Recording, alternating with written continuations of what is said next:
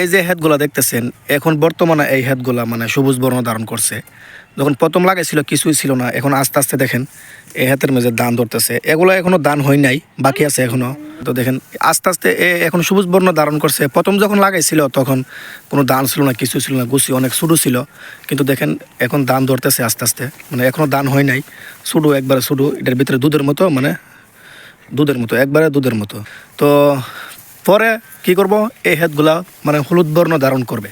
আল্লাহ তালা মানুষকে মানুষকে কীভাবে রিজিকের ব্যবস্থা আল্লাহ তালা করে দেখেন। পরে দেখেন হলুদ বর্ণ ধারণ করবে। এখন বর্তমানে সবুজ আছে, পরে হলুদ বর্ণ ধারণ করবে। দেখেন এরকম, এটা দেখেন মোটামুটি এই হাটটা দেখেন মোটামুটি হলুদ বর্ণ ধারণ করছে। ওই সামনে দিয়ে দেখেন অনেক অনেক ক্ষেত মানে হলুদ বর্ণ ধারণ করছে।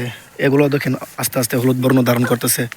তো হলুদ বর্ণ ধারণ করার পরেই মানে হেদ দেওয়া শুরু হবে। এখন এটার থেকে চাউল বের হবে, ঠিক আছে।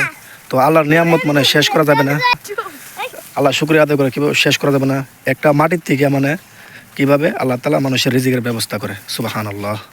এই ক্ষেতটা দেখেন, এই ক্ষেতটা পুরোপুরি মানে হলুদ বর্ণ ধারণ করছে। এটার মধ্যে মোটামুটি চাউল হয়ে গেছে। দেখেন আমি আপনাদেরকে দেখাই, দেখেন মোটামুটি চাউল হয়ে গেছে। তো এরকমই প্রথম যখন ধান ক্ষেত লাগাইছিল তখন সবুজ বর্ণ একবারে ছোটো ছিল, কোনো ধান ছিল না। পরে মানে এগুলো হলুদ বর্ণ ধারণ করবে, তারপর ধান ধরবে, কৃষকরা কেটে নিবে বাড়ির মধ্যে। কত সুন্দর একটা মানে আল্লাহ তালা কি সুন্দরভাবে মানুষকে রিজিকের ব্যবস্থা করে।